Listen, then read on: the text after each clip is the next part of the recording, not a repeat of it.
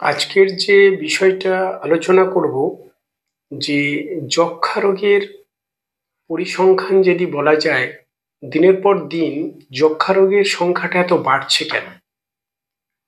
এই বাড়ার পেছনে মূল কারণটা কোথায়?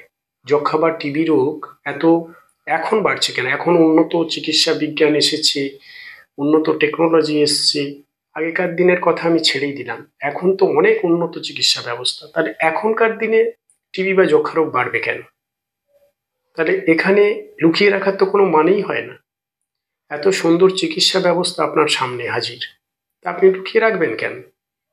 তাই একটা ছোট্ট পরিসংখ্যান দিলে আপনারা বুঝতে পারবেন কিভাবে টিবি রোগটা বাড়ছে।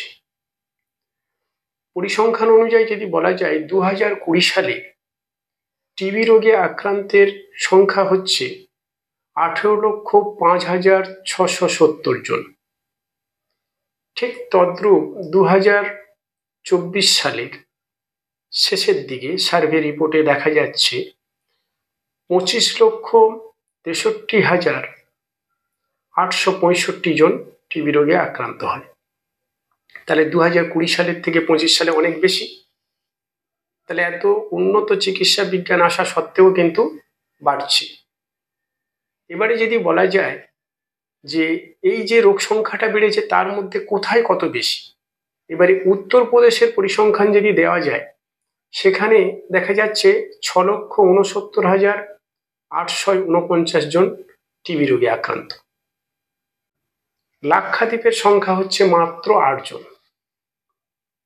আর পশ্চিমবঙ্গের রোগী আক্রান্তের সংখ্যা হচ্ছে 97,413 জন। এটাই হচ্ছে টিবি আক্রান্তের পরিসংখ্যান। তাহলে এত বাড়ছে কেন? এত বাড়ার পেছনে কারণ হচ্ছে, টিবি রোগে আক্রান্ত হলে বুঝি কে কিছু মনে করবে এবং কি না কি বলবে, ভয় ভীতির মধ্যে রয়েছে। ভয় ভীতির মধ্যে থেকে টিবি রোগে আক্রান্ত হয়ে নিজের বাড়িতে, ধরুন কারোর টিবি হয়েছে, নিজে তো আক্রান্ত হলেন, সঙ্গে বাড়ির আনুষাঙ্গিক যতজন আছে ছেলে মেয়ে সবাই আক্রান্ত হলো। এবং আপনি যাদের সঙ্গে, যে সমস্ত বন্ধু বান্ধবের সঙ্গে মেলামেশা করছেন, মিশছেন, আড্ডা মারছেন, 3-3.5 ফিটের মধ্যে হাঁচি কাশি দেওয়ার পরে তারাও আক্রান্ত হয়ে যাচ্ছে। কারণ টিবি হচ্ছে একটা ড্রপলেট ডিজিজ। কাশির মাধ্যমে যে থুতুর যে একটা বেরিয়ে যায়, সেটা হচ্ছে ড্রপলেট হচ্ছে।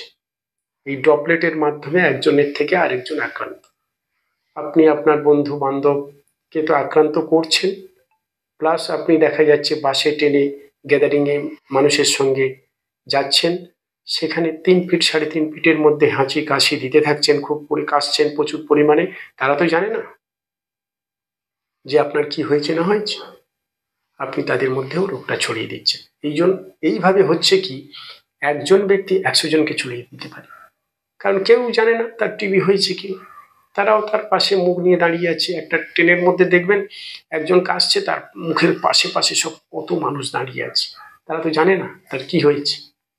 কিন্তু যদি একটা টিবি আক্রান্ত পেশেন্ট সে দাঁড়িয়ে থাকে, এইভাবে যদি কাশে, 3 ফুট কেন, ট্রেনের মধ্যে আপনার 1.5 ফুট ডিস্টেন্সেও সব যে যার মুখ নিয়ে দাঁড়িয়ে থাকে, সবাই আক্রান্ত হবে।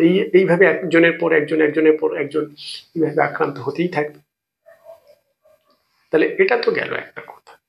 টিবি রোগ যে শুধু আমাদের লাংসে হয় তার তো কোনো কারণ। টিবি রোগ আমাদের গ্ল্যান্ড টিবি হতে পারে, ব্রেন টিবি হতে পারে, ইন্টেস্টিনিয়াল টিবি হতে পারে, স্কিন টিবি হতে পারে, লাং টিবি হতে পারে। টিবির অনেক রকমের ভাগে টিবি হতে পারে। আপনি করছেন কি, একজন থেকে 100 জনকে ছড়াচ্ছেন। এইভাবে পরিসংখ্যান অনুযায়ী বাড়তে থাকছে। তাহলে আপনাকে ট্রিটমেন্টের সান্নিধ্যে যেতে হবে, ট্রিটমেন্ট করাতে হবে, তাহলে রোগ সংখ্যা বৃদ্ধি পাবে না। এবারে যক্ষ্মা যে হয়েছে, তার উপসর্গগুলো কি?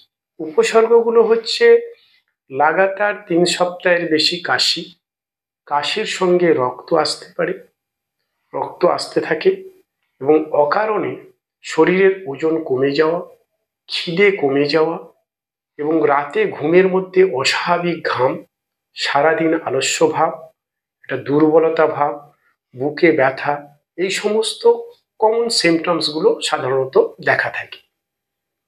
এই সমস্ত কমন সিমটমসগুলো সাধারণত দেখা দিয়ে থাকে।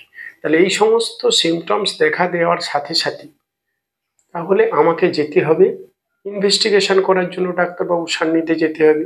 সেখানে গেলে সহজ সিম্পল কয়েকটা পরীক্ষা আছে যেগুলো খুব অল্প খরচের মাধ্যমে এই টেস্টগুলো করা হয়।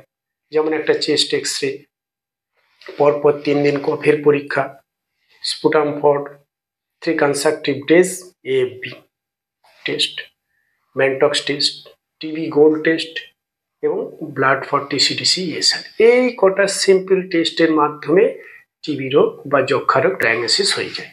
তাহলে ভয় ভীতি তো পাওয়ার কিছু নেই।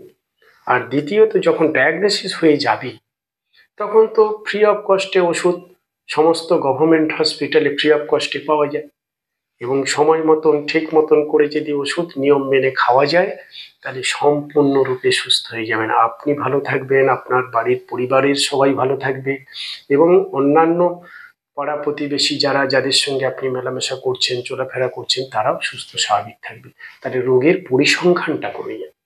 তাহলে আমি এখানে রোগটাকে লুকিয়ে রাখবো কেন? আমার তো লুকিয়ে রাখার কোনো মানেই হয় না।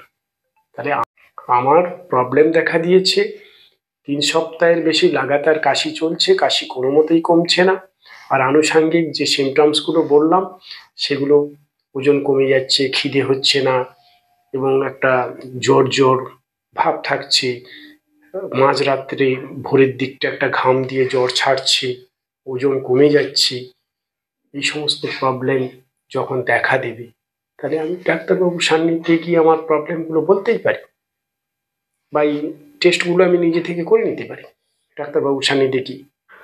এই টেস্টগুলো যদি করা যায় তাহলে সহজেই রোগটা ডায়াগনোসিস হয়ে যাবে। আর এখনকার দিনে যক্ষা বা টিবির ক্ষেত্রে ট্রিটমেন্ট ব্যবস্থা অতি সহজ সরল হয়ে গেছে, খরচ খরচা কিছুই নেই। আপনাকে ধরে ধরে গিয়ে ওষুধ খাইয়ে দেবে, এর থেকে আর ভালো কি হতে পারে? একটু নিয়ম নীতি মেনে চলুন।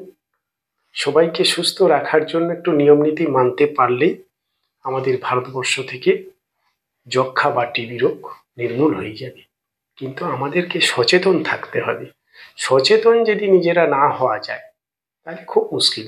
বা আপনি দেখলেন আপনাকে ওষুধ দিয়ে দিল, ডায়াগনোসিস হয়ে গেল, ওষুধ দিয়ে দিল, আপনি 1 মাস খেলেন, 2 মাসের বেলা থেকে আর খেলেন না, বা 2 মাস খেলেন, 3 মাসের পর থেকে খেলেন না, 4 মাস খেলেন, তারপর থেকে খেলেন না, মানে আপনি ওষুধটাকে রেজিস্ট্যান্ট করে দিলেন। সেটাও আর একটা ভয়ানক কারণ। তাহলে আপনাকে ওষুধটা ঠিক মতো খেতে হবে, তাহলে আপনি সুস্থ স্বাভাবিক হয়ে যাবেন। আর যক্ষা রোগ সম্পূর্ণরূপে নির্মূল করা যায় ট্রিটমেন্টের মাধ্যমে। ব্যয় সাপেক্ষ ট্রিটমেন্ট নয়, গভর্নমেন্ট সম্পূর্ণ এর ব্যবস্থা নিয়ে থাকে, লুকিয়ে রাখার কিছুই নেই। আপনার যে সিমটমসগুলো আগে বলা হলো সেই সমস্ত সিমটমস দেখা দেওয়ার সঙ্গে সঙ্গে আপনি ডাক্তারবাবুর সান্নিধ্যে হসপিটালে গিয়ে পরপর 3 দিন কফ পরীক্ষা করান, চেস্ট এক্স রে পরীক্ষা করান, ম্যানটক্স টেস্ট করান, পারলে টিবি গোল্ড টেস্ট করিয়ে নিন। কনফার্ম হয়ে যাবে আপনার যক্ষা বা টিবি হয়েছে কিনা।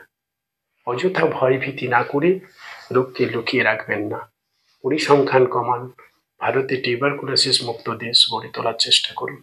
নমস্কার, ভালো থাকুন, সুস্থ থাকুন। আমি ডক্টর বারিক।